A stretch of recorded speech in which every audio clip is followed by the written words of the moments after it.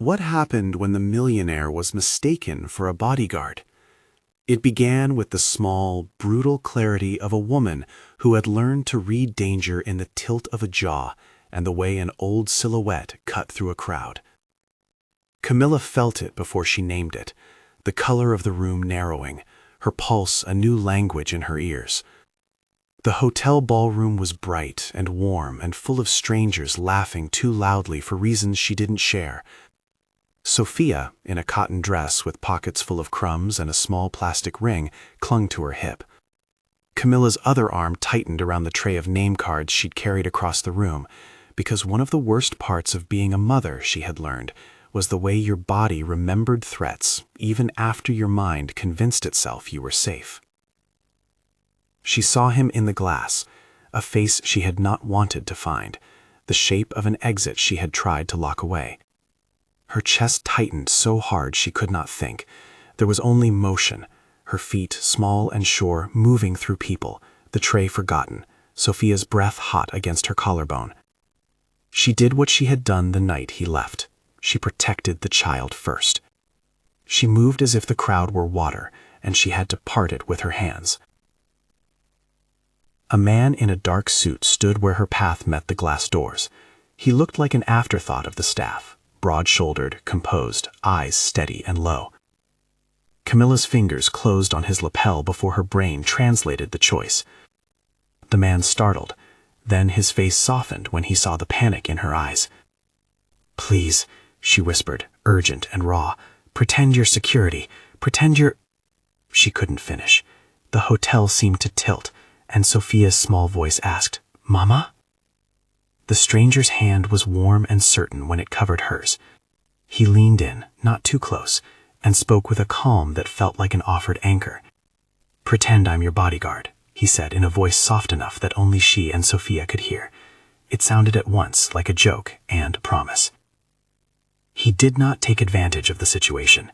He steered them toward the balcony with a gentle, unhurried authority, talking to Sofia as if she were the only important person in the room.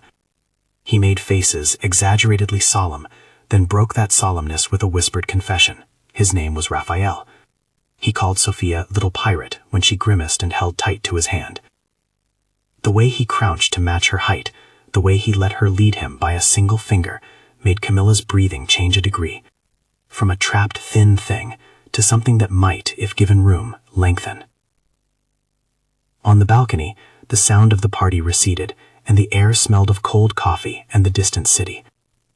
Raphael stood just outside the doorway, a barrier of solid presence, and let Camila lean against him without asking for anything in return. He kept an easy hand near his own pocket, as if to indicate nothing of his would interfere with what she needed to do. When the ex passed the threshold, his eyes flicked once, and then he turned back to Camila with an expression of patient concern. "You can go inside now," he said, quietly. I'll come with you if you want, or I can stand here until you feel ready." There was no flourish to his protection, no theatrical sweep. It was ordinary, and therefore more binding, the offer to walk her back, an accompaniment rather than a rescue. Camila said nothing for a moment. The city lights blurred through tears she hadn't felt coming. "Thank you," she managed. Her voice was small. He shrugged like the help he'd offered was nothing, and then with a half-smile that did not try to charm, he added, "No need to thank me. You looked like you needed someone to look out for you." She offered him money without thinking. It felt ridiculous as soon as the words left her mouth, an exchange that would codify the night into a transaction instead of a memory.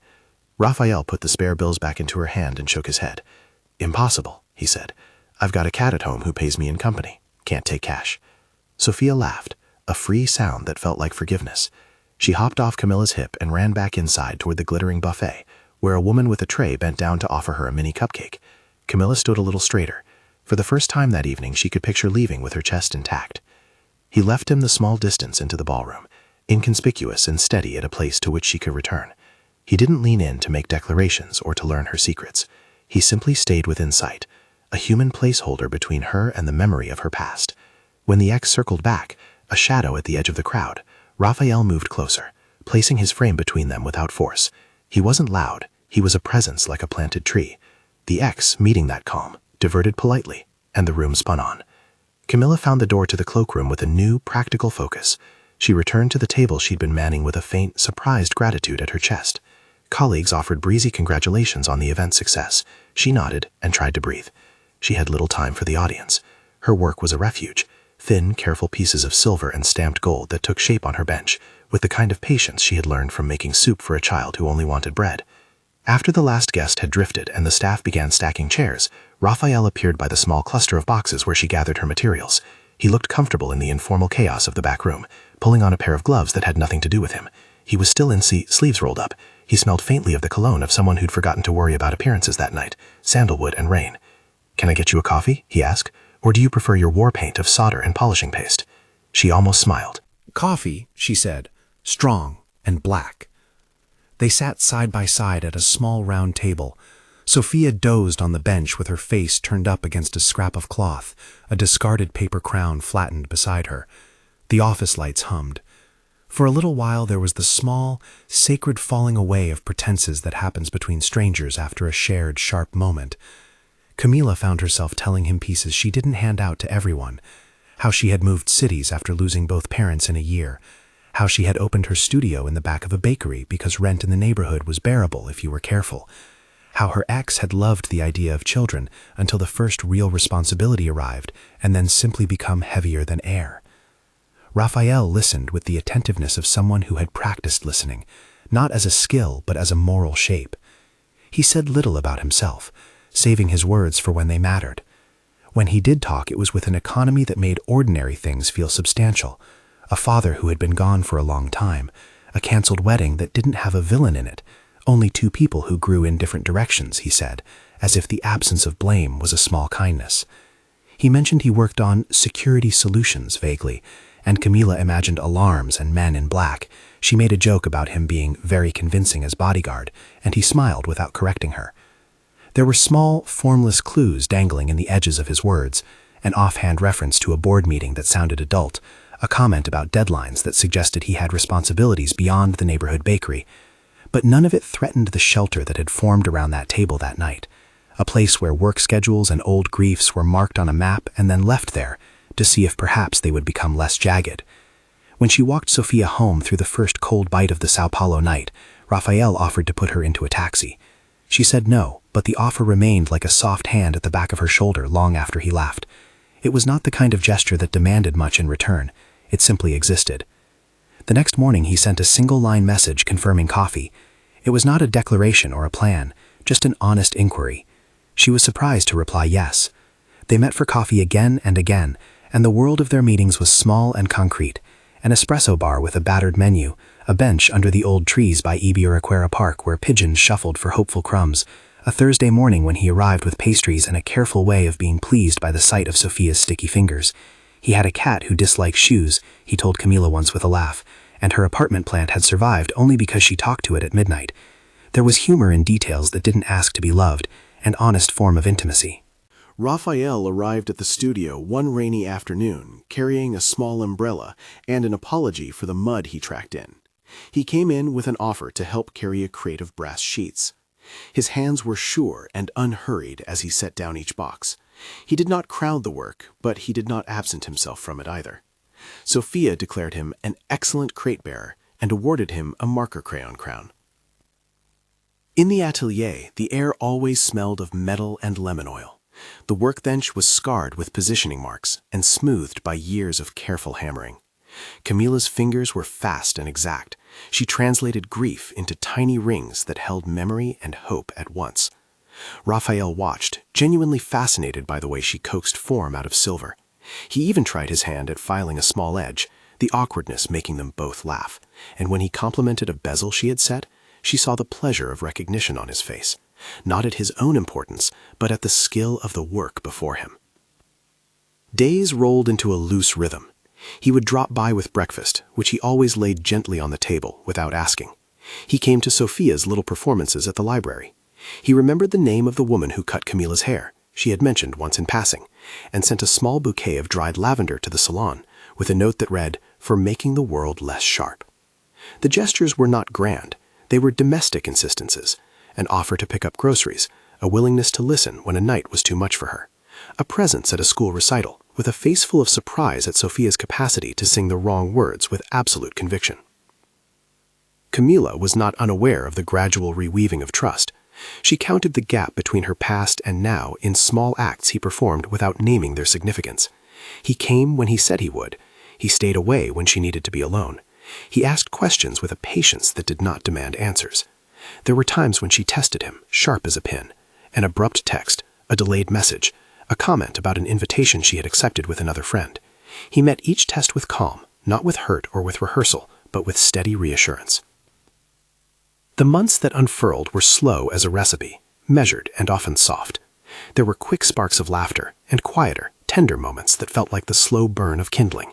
Raphael kneeling to tie Sofia's shoelace in the park, the way Camila found him making breakfast on a rainy Saturday, wearing an apron that didn't belong to him.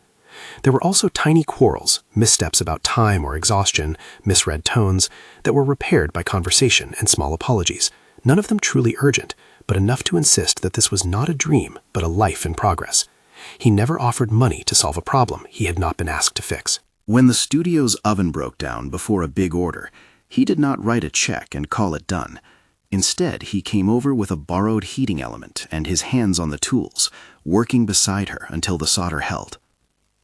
Raphael's life touched hers in ways that were pragmatic and considerate. He mailed a tiny box of childhood candies to Sofia when she had a fever and could not sleep. He went with her to a meeting at a potential stockist, sitting in the back and jotting down notes when she asked for a second opinion on production timelines.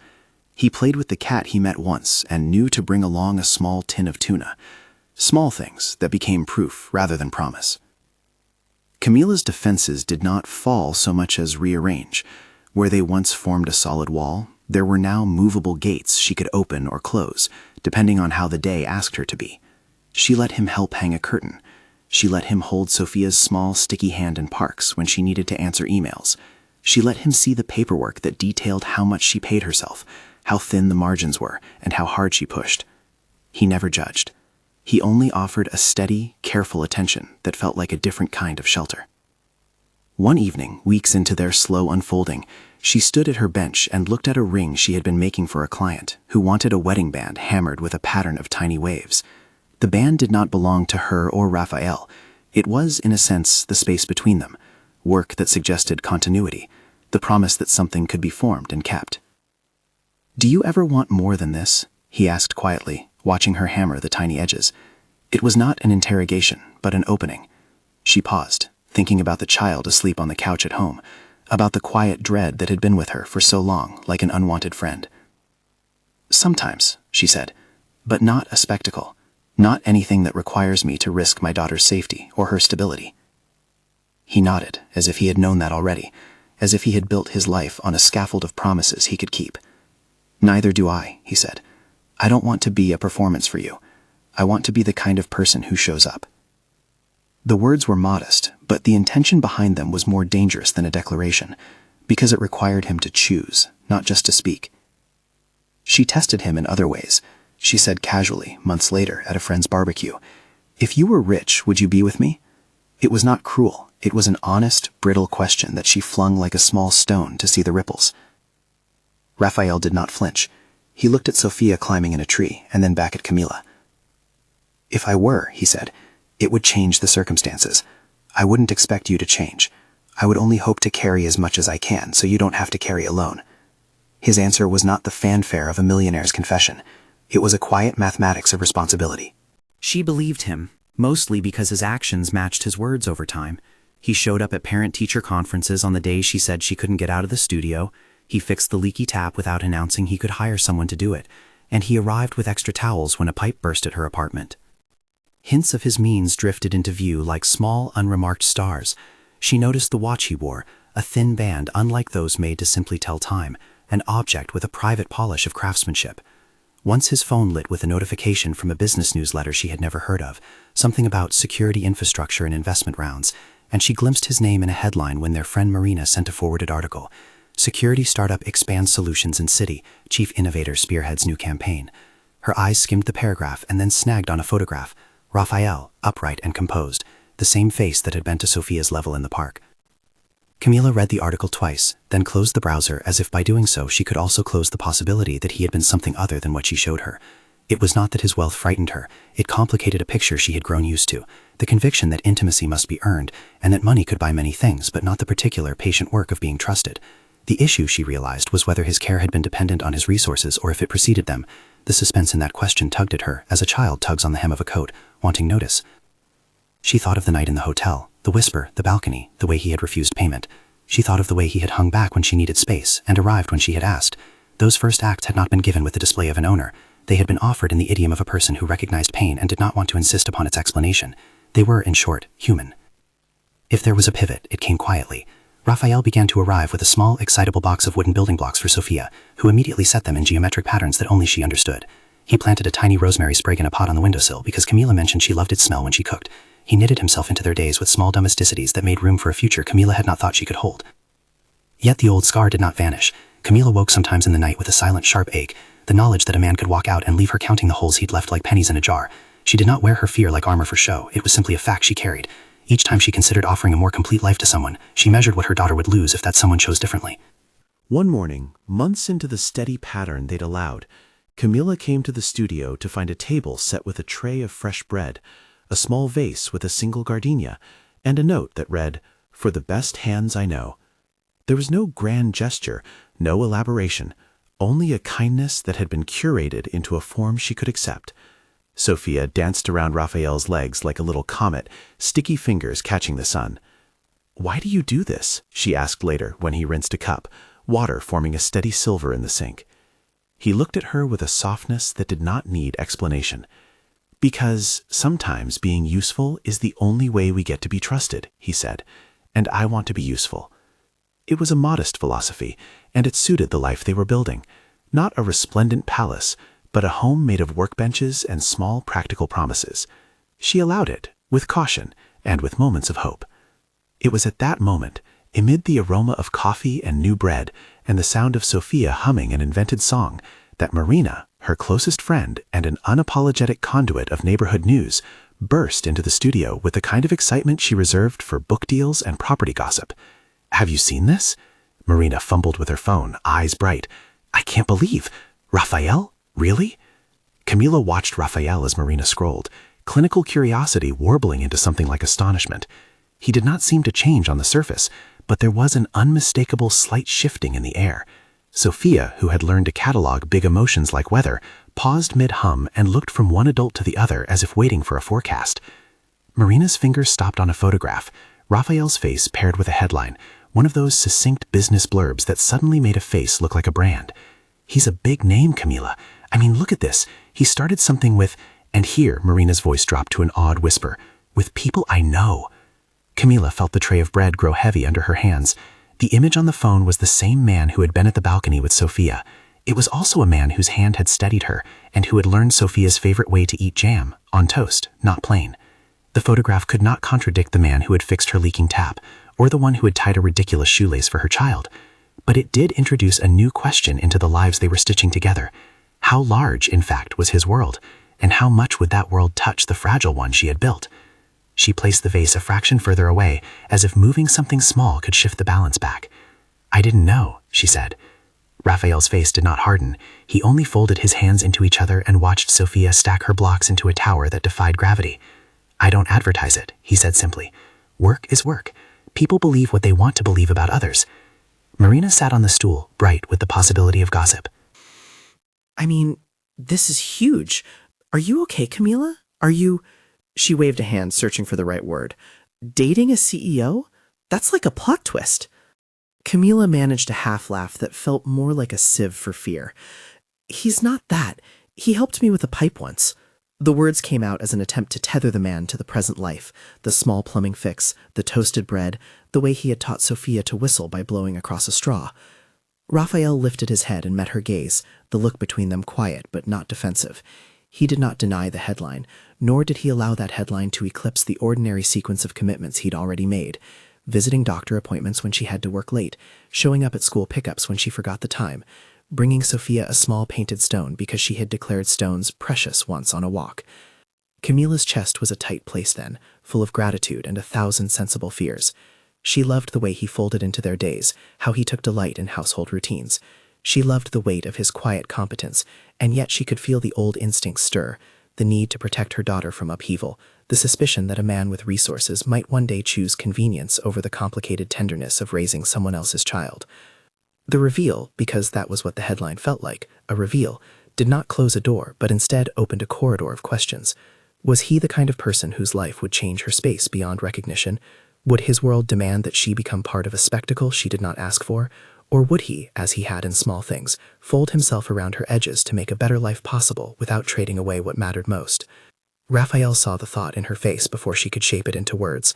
"I know this looks weird," he said, "but I want you to know whatever people write isn't for even Terry unless you choose it.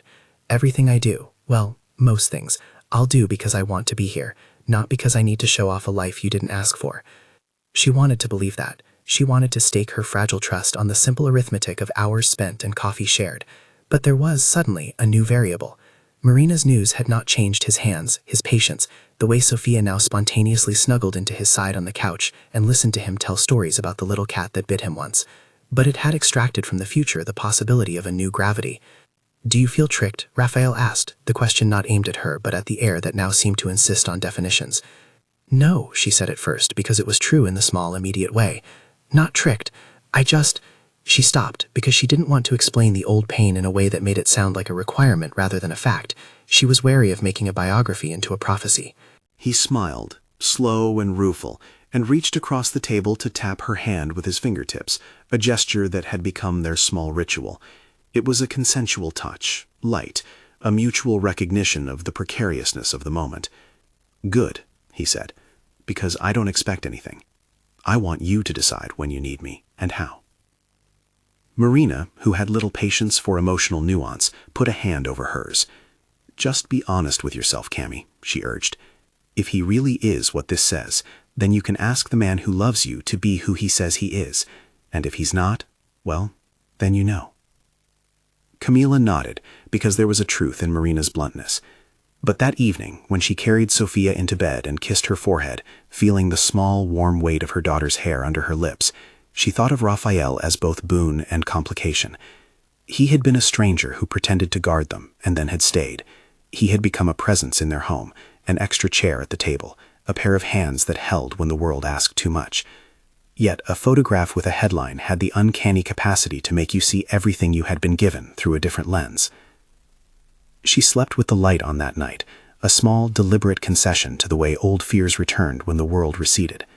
The next morning she found a note folded under a mug. "Coffee at 9. If so, I'll bring your favorite." It was simple. It was a choice. She left the note on the bench, the quiet telling of a life in little acts. When they met for coffee, Raphael arrived with Sofia already chattering about the wooden train she had made into a dragon. He handed Camila a small, plain envelope. "For Sofia," he said, voice even. "Just some paints, nothing else." She accepted it because of the ordinary generosity of it, then slipped her thumb against the paper edge and realized with a light, frightening clarity that she would have to wrestle with the headline quietly in the days to come. It was not a matter of trust so much as a question of scale. How big would his life be in comparison to the careful one she had built? He did not ask her to answer immediately. He had never asked anything that wasn't asked of him in return.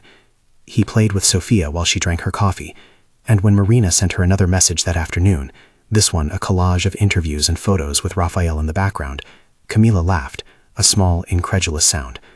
The laughter was part astonishment, part a recognition that life had a way of delivering surprises that forced you to rewrite the map.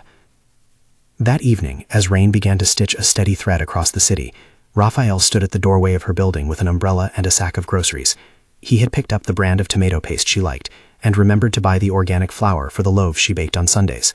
The groceries were heavy enough that he rested the bag on his thigh and made a melodramatic show of his own weakness at the weight. Sofia ran to him and climbed onto his knees as if they were a new kind of fort. Camila watched them and felt both the tug of the photograph that had made him into a different man and the slow unpeeling of the person he had been since the balcony. She realized how much of love was a series of small, patient decisions, repeated until they formed something durable. "Do you ever regret pretending to be my bodyguard that night?" she asked suddenly, a question she had been edging toward without prescription. Raphael looked at her with a soft, open expression. He considered carefully before answering. "No," he said. "It was the best mistake I ever made." The words landed like a small, honest stone. Camila almost laughed. It was almost too sentimental, a neat middle line you might find at the end of a novel. But there was truth in it. A strange, accidental kindness had become an invitation. They stood in the doorway of the apartment building until the rain thinned to a mist. Raphael did not ask for a key. He did not ask for a title. He simply folded his umbrella and offered to carry the groceries up the stairs. The ordinary intimacy of it felt devastatingly beautiful. Inside, Sofia made a nest of blankets and watched them with the unquestioning acceptance of a child. The cat, Darwin, as Raphael had revealed with a laugh the week prior, slipped out from under the couch and decided, in a manner that suggested ownership, to rub against Camila's leg. That small animal acted like the final punctuation of a scene that, hours earlier, had begun with the harsh, quick movement of fear. Camila tucked the envelope of paints away in a drawer and thought about the photograph Marina had sent. She could no longer pretend not to know. The question had been introduced into their life, and it demanded an answer that could not be hurried. That night, as the city hummed beyond their windows, and Sofia's breathing evened into sleep, Camila washed her hands at the sink and allowed herself a private, small hope that perhaps trust could be rewoven not by denying the existence of other worlds, but by choosing, again and again, the person who stood with you in your own. When Raphael left that night, he kissed Sofia's forehead like someone who understood what it meant to be entrusted with a small, precious thing. He walked out into the damp street with a gardener's care for the fragile arrangement he'd helped tend. Camila watched him go and felt the old tightness loosen just a fraction, enough to let in the fragile light of possibility. But the photograph lingered like a shadow at the edge of everything, and she knew the next step required naming what it meant. She also knew that naming too soon would not help. The truth had to be earned in days and choices, not in explanations. The life they were building was not immune to complications, but it was, in its stubbornness, wonderfully real. When she turned off the lights, she kept the bedroom door half open, because she decided, tonight, that she could not bear to end the day without the presence of someone who had become a steady in their home. It was a decision small enough to be reversible, and brave enough to be meaningful. Outside, the city moved on, bright and indifferent. Inside, two people who had begun as strangers were learning how to be a kind of shelter for each other. They had started with a whisper on a balcony, "Pretend I'm your bodyguard," and somewhere between that breath and now had found themselves speaking in a quieter dialect, the one that composes lives of ordinary care. The next morning held the soft hum of routine, and with it a new question that would not wait forever. What would happen when she discovered, fully and undeniably, the measure of the man who had once been mistaken for security? She had wondered, in those small, private ways people wonder when a life bends towards something unfamiliar, whether knowing the measure of a man would change the shape of what she felt for him. The headline had made that question loud, and for a while it lived like an unsettled chord under everything, under the coffee mornings, the nights of misfiled receipts, the ordinary comings and goings that began to look more and more like whatever might be called a life together. Raphael did not hurry to explain. He continued to show up in the granular ways that had earned any trust she had left to give. He remembered the exact brand of jam Sofia preferred on toast. He learned the way Camila held her breath before a big client visit, and always arrived with a thermos of espresso and a calm expression. He put a small ceramic bowl on the windowsill labeled Darwin's Treats, and mended the loose wheel on Sofia's wooden cart. The things were quiet, domestic, and utterly practical. They were also, she admitted to herself at night, proof. Even so, occasionally the city would thrust another photograph into their path, a glossy event where his silhouette cut the stage, a gala where he stood 2 steps from someone whose name she did not know. Marina, who savored the flavor of gossip, would point out the pictures with a mix of delight and mischief. "Look at you," she would say, tapping Camila's arm with a manicured finger. "Who thought we'd be rubbing shoulders with a man who makes headlines?" "Not rubbing," Camila would correct, always. "Sitting on the same bench." The distinction mattered. She liked the metaphor of being on the same bench. A bench implied equality, a shared spot rather than possession or performance. They kept inventing ways to test the boundary without making it a test. Raphael learned to cook something close to her mother's soup and labeled it with a small apologetic sticker. "Not her recipe, but I tried." He would knock lightly on the bathroom door before coming in if she was working on a piece and simply needed to focus. He refused, more than once, to be present at events where he would become the center of attention simply because it made her colleagues uncomfortable. It was the kind of restraint she had come to value, a willing smallness that did not pretend to be less than it was, but that recognized when to be big and when to be content with humility. Still, there were practical consequences of being with someone who moved through different spheres. Raphael's calendar sometimes filled with obligations she did not recognize: strategy sessions, travel days, dinners where he had to host. They were not frequent, but they were important.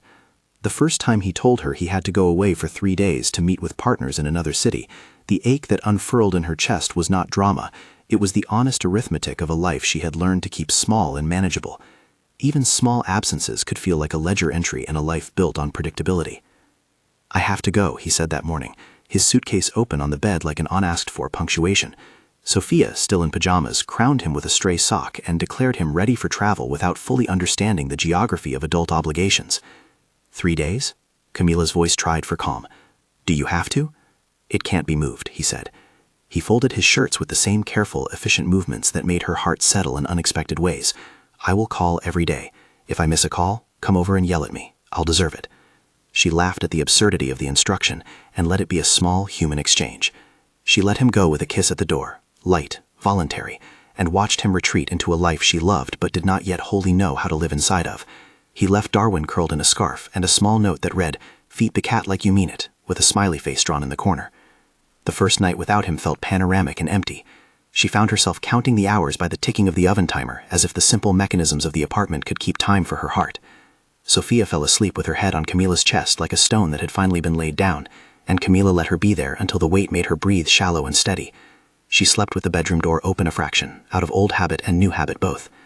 In her absence, Camila did the thing she always did when faced with uncertainty. She worked. The studio provided a kind of sanctifying routine. The soldering iron hummed, and the world narrowed to precise movements of hands and the scent of lemon oil. It was a place where worry could be translated into making, grief could be reformed into a ring with a hammered wave, a small piece of continuity you could hold in your palm. When Raphael returned, he brought not fanfare, but a small, slightly bent postcard from a city that was not theirs. "Found this. Thought of Sofia," he said, handing it across the table. On the back, he had written a clumsy line meant to be read as a joke, "Proof I can do culture." The card was ridiculous enough to be endearing.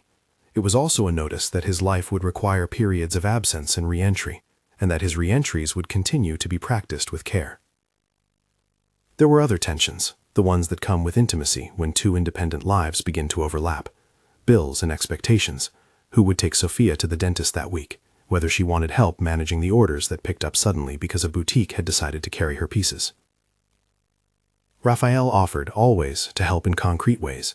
He sat in meetings when she needed a second perspective, and once designed a spreadsheet that made her eyes water with relief, because suddenly the numbers tallied in a way that meant she could breathe. But when he offered to cover a big order with his contacts, she declined. The gesture felt too much like a shortcut. She wanted to earn her place on her own terms. He respected that. Arguments were rare but telling. They tended not to be about the headline or the wealth. They were about the smaller slippages of life, an expectation that went unmet, a text left unread, a plan that shifted without conversation. Once, after a long day she had spent shutting down a production crisis, she came home to find dinner waiting and a small stack of notes on the table, recipes with suggested versions of her favorite soup. It should have been a soft, helpful touch. Instead, Camila came in wanting a person she didn't have to manage. She exploded at Raphael in a way that surprised even her. "I am tired of people rearranging my life to fit their version of help." He was quiet for a long time. The hurt in his face was small and immediate. She felt it like a reflexive grief. Then he crossed the distance between them and sat down on the floor in front of her, the way his body made the request to resolve without dramatics. "Tell me how," he said. "Tell me the line." She was breathless from the fight. "The line? I don't have a line. I have a million small things. If you move into my life, I don't want it to be because you thought it was easy. I want it to be because you chose all of this with us in the room." He nodded. "Okay, then choose me with us. Not the headline, not the conveniences. Me." The tone in him was simple, and it sidestepped the need for grand demonstrations. It asked instead for a continuing practice. She cried then, small and certain, because grief had been braided into her features for so long that she had almost mistaken the drawing in of breath for normality. He reached for her hand without comment, and his fingers stayed there. It was a decision, not a legal one, not a headline-worthy one, but a daily, patient insistence. Months unfolded with the same measured tempo. Appointments, park afternoons, the ritual of pancakes on weekend mornings that Raphael tried to perfect, always asking for feedback like a craftsman. He learned the soft things, how Sofia hated mushrooms, and how Camila liked her espresso bitter. He arrived early for parent-teacher conferences because he knew those were micro-acts that counted more than speeches. They practiced habits that would later serve when the stakes were higher, checking in about money, about plans, about how much time alone each of them needed. They argued and made amends. They learned to ask for help and to receive it.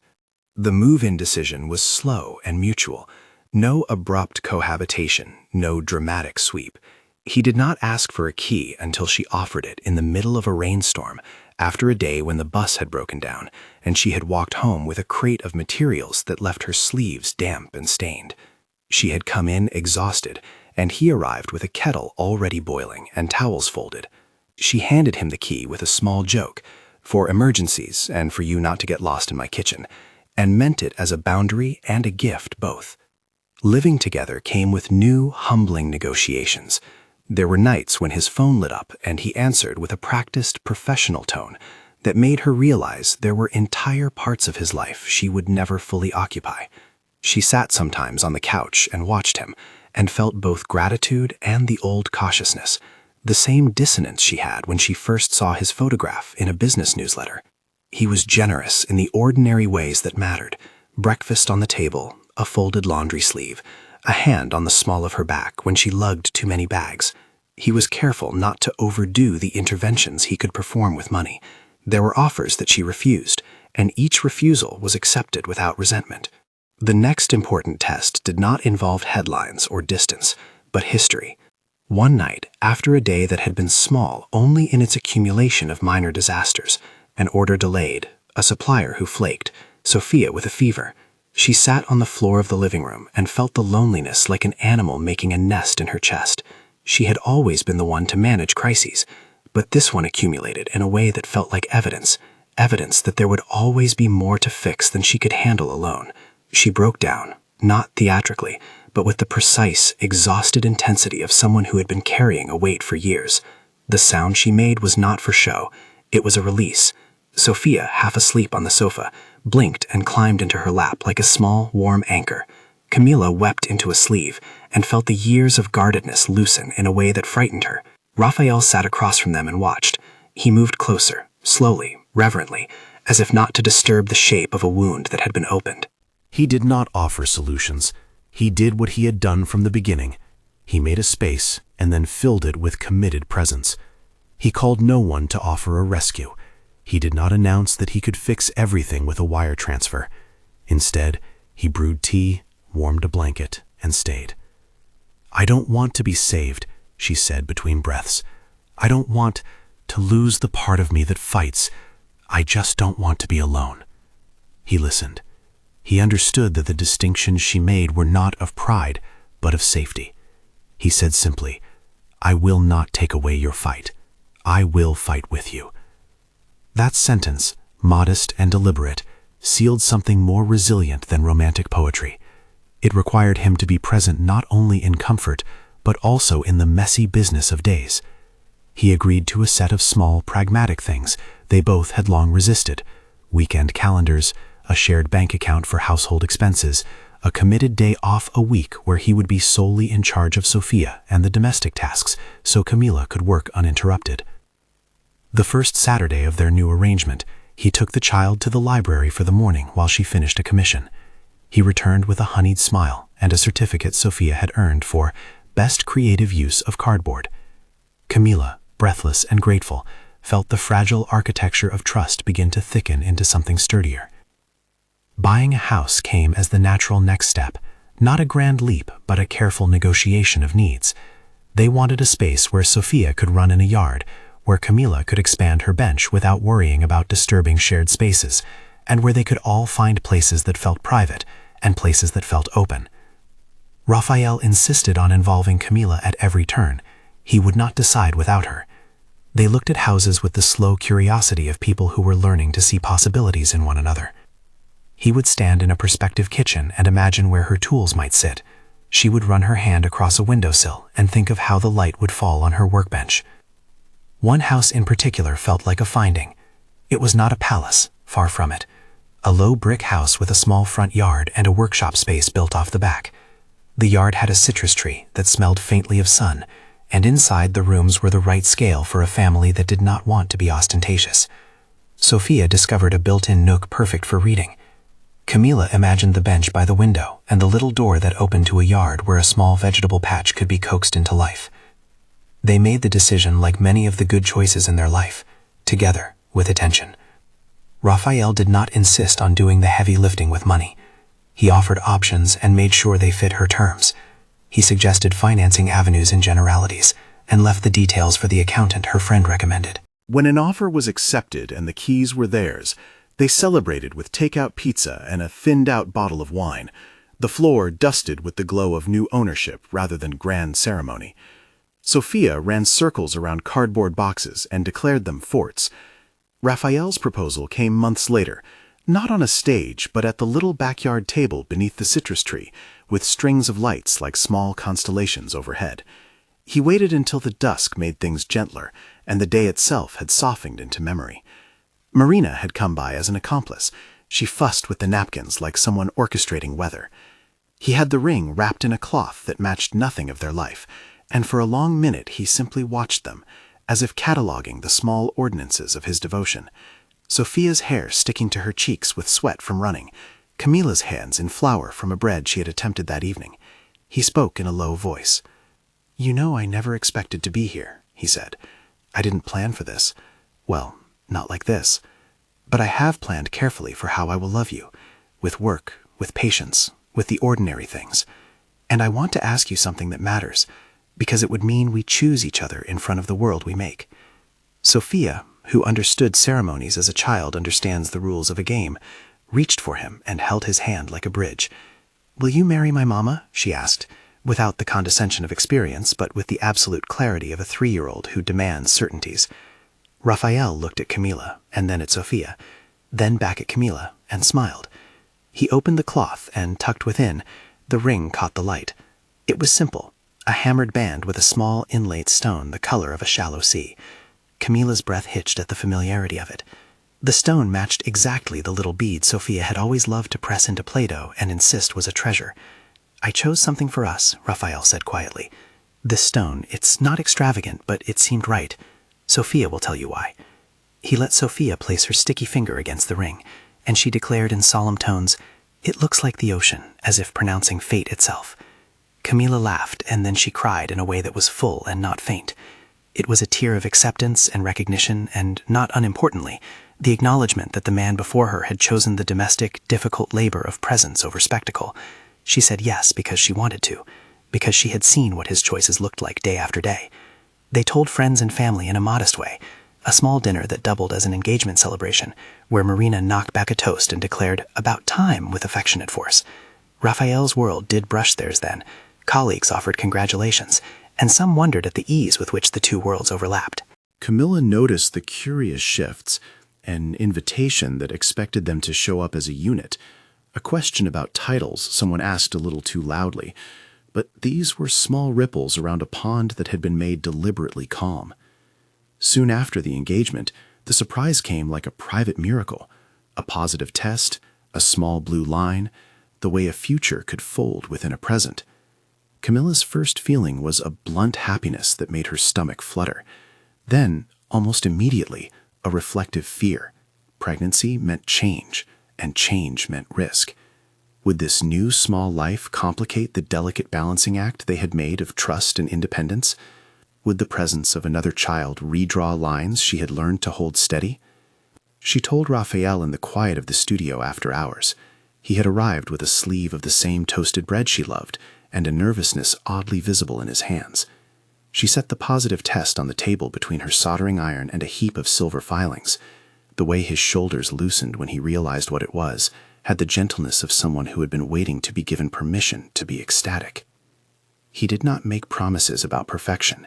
He made instead a catalog of small, practical assurances. He'd take the night shifts when she needed focus. He'd be present for prenatal visits. He'd build a shelf to hold those first uncoordinated toys. He said he would never assume he could buy away her fears, only that he would be present for each one. They decided together to tell their nearest before going public. Marina wept and insisted on making an elated dish whose recipe she announced as the happiness pie. Sofia, given the most solemn and important task of all, placing a small sticker on the test, decorated it with a loop of glitter and declared the baby a friend. The decision to announce at the engagement dinner came naturally. They wanted to fold their happiness into a communal moment, rather than keep it private like contraband. When they told everyone, the room held its breath and then filled with the ordinary kindness of people who knew them. Raphael's professional acquaintances were disarmingly gentle. They did not attempt to make the story about power or wealth. They celebrated the addition to a household that, despite differences in background, had chosen to live simply and carefully together. Pregnancy softened some edges and sharpened others. Camila found to her surprise that carrying another life felt like being given permission to hope aloud. There were moments of intense fatigue, nights when she would rest her head on Raphael's shoulder and feel the press of his chest as steady as a wall. There were also practical negotiations that required patience. Who would take time off when the baby came? How would they divide night feeds? Whether they would hire help or rely on the small network of neighbors and friends. Raphael attended Lamar's classes and showed up at ultrasound appointments with a bouquet of dried lavender because he remembered the name of the salon woman who had given him the tip on the bouquet store. Those little attentions mattered in ways that money could not measure. His wealth remained a background fact. Sometimes it made options easier, a smoother loan application for the house, help when paperwork became a tangle, but the emotional labor remained theirs both. He did not, for instance, hire a manager to handle the upheaval of moving boxes because he recognized that being physically present at those moments mattered more than the convenience of outsourcing them. He unpacked boxes with the same care he had shown stacking Sofia's blocks. There were complexities. The media, having tasted the human interest angle of a small homegrown brand merging with a man in the public eye, began to notice small items, a photograph of them at a bakery, a stray caption about family life in a lifestyle piece. Camila did not relish the spotlight. She learned to set boundaries and to let Raphael handle the parts of his life that had to be public. He, careful and protective, resisted opportunities that would thrust them into unwanted attention. He did not want to commodify their family. He worked to keep their private life private, and he succeeded more often than not. Weeks became months. The baby curled within her like a secret that knew the shape of the world before they did. They painted a small room a muted, hopeful color and discovered the tender joys of choosing names. Sofia insisted on names that sounded like animals until Raphael bribed her with stickers to choose more human-sounding ones. They argued pleasantly about practicalities, whether to co-sleep, whether to use cloth diapers. These were the labor of decisions housebound people make, and they made them with a quiet gravity that seemed at times sacred. One afternoon, as the peach light of late summer draped itself across the bench where she had learned to solder, Camila stepped back and looked at the three people who had become her world. Raphael was crouched on the floor, assembling a low bookshelf. Sofia was drawing with the concentration of an artist and humming to herself as if composing an anthem. Darwin, the cat, watched from a high perch like a small, judgmental monarch. The house hummed with ordinary noises. Pipes, the kettle, the city moving beyond the windows. She felt a fierce, low gratitude that tasted like the stones she saved from walks and kept in a jar. They had turned a mistaken identity, an accidental whisper at a hotel balcony, into a pattern of choices. The night of the misunderstanding had been a seed. It had nothing of the glamour the papers sometimes implied in their headlines. He had been mistaken for a bodyguard. He had chosen, instead, to be a shield, and then a partner, and finally a father figure. The sequence had felt improbable in its beginning and inevitable in its shaping. The engagement and the pregnancy carried them to a small wedding that was more like a dinner among chosen people than a public spectacle. They wanted few witnesses and many stories. Raphael designed, with charming awkwardness, a playlist that included Sofia's favorite song, an absurd tune about a pirate, and a soft jazz number that made Camila smile. The ring sat quietly on her finger, the little stone catching light like the memory of a seaside she'd never lived at but had always loved. At the reception, Marina took the microphone with theatrical flourish and winked at Camila. "I want to say," she began, "that this is not the fairy tale I expected, but it's better. It's the kind that smells like bread and is built with hands." The guests laughed, and the joy in the room felt solid and honest. Raphael stood, and in front of their circle, he spoke without pretense. He spoke about choice and about the surprising workmanship of belonging. He thanked Camila for trusting him, and he thanked Sofia in a way that made the little girl's chest swell with pride. He promised not perfection, but presence. After dinner, as the candles burned down and the children had been escorted upstairs with cookies, Camila and Raphael slipped outside. The yard shimmered with the breath of the day and the promise of the night. Raphael took her hand, and for a moment they simply stood, not in the business of making proclamations, but in the domesticity of being together. "Remember that night at the balcony?" he asked, the whisper private, as if the memory belonged only to them. "I do," she said. The phrase carried the weight of all the intervening months. He smiled. "You didn't know then, did you, that a mistaken identity could lead to this?" She laughed softly. "No, but it seems less like a mistake now." He said, "It was never a mistake for me. It was an invitation." He paused, then added with a small, pleased vulnerability, "The best invitation." They kissed, gentle, consensual, the touch of people who had done the difficult work of learning how to reach one another without erasure. Inside, Sofia dreamed and turned, and in the small quietness of the house, a life was settling into the rhythms of ordinary love. The months that followed were the patient kind of miracles, the baby's first fist clench, the smell of newborn skin in the morning, the way Camila discovered she could love two children in a way that did not diminish the first. Raphael changed diapers with the same dedication he'd once shown to soldering, precise, unromantic, and full of grace. He woke in the middle of the night for feedings and did so without tallying the cost to his reputation or his calendar. He had the means to make things easier, but he used those means sparingly and with respect for the autonomy Camila cherished. They planted the rosemary sprig he'd started the first season in a small garden bed, and it thrived. Sometimes the scent would weave through the house and remind them of beginnings, the simple, stubborn ritual of continuous care. Years later, on a slow Sunday when the light across the workbench was exactly as she liked it, Camila watched the family at breakfast. Raphael was reading the paper, his watch set aside, and Sofia argued passionately about the correct way to make a paper airplane. The baby, now toddling and intent on exploration, brought a small, smooth stone to the table, and Raphael's face softened as he took it and set it gently in his palm. "What are you doing?" Camila asked. Raphael looked up and met her eyes. "Collecting," he said. "I'm collecting the ordinary things that keep us together." Sofia announced with solemn gravity that the stone was an ocean stone, and the toddler echoed her with a nonsense word that made them all laugh. The sound of their laughter filled the room with the precise intimacy of people who had survived and thereby chosen each other. She thought then of the title that some might assign to their story, the curious, headline-worthy sequence that began with a man mistaken for a security guard. It was true in the most literal sense. He had been mistaken.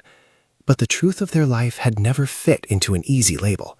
He had been mistaken for a bodyguard and had become, in the truest sense, someone who guarded not by force, but by choice and tenderness. Camila reached across the table and slid her hand into his. He did not look like a man who required saving, but he was a man who had chosen over and over to be present. That was what protected her. The refusal to leave when things were hard, the insistence on being useful in the smallest ways, the steady, everyday practice of care. They had not found a fairy tale ending handed down by fortune. They had found instead a house that needed work, a life that needed attention, and the slow, sustaining labor of two people who learned to hold the same space. They had turned a whisper into a promise, a mistaken identity into a shelter that could be chosen and renewed. She glanced out the kitchen window where the citrus tree swayed and the sun painted the yard in warm brushstrokes. Sofia squealed at the sight of a bird and ran toward the gate with the absent, certain faith of a child who knows tomorrow will come. The toddler tugged at Raphael's sleeve, and he bent with an easy, practiced motion to pick up both children, one in an arm and one clinging to a leg, and carry them toward a new game. Camila felt a contentment that had nothing to do with wealth and everything to do with the quiet architecture of their days. The millionaire had never been the magic. The protection she had needed had always been simpler. A person who would choose to stay, who would learn the names of the little things, who would stand between her and old fears without making a spectacle of the gesture. What happened when the millionaire was mistaken for a bodyguard? She thought, smiling to herself as she stirred the stew for dinner. He stayed. He learned how to be useful. He built a life. That was the story she carried to bed with her, a small domestic myth that smelled like lemon oil and bread, that held the truth that love, when it was honest and painstaking, could turn a mistaken beginning into a family deliberately chosen.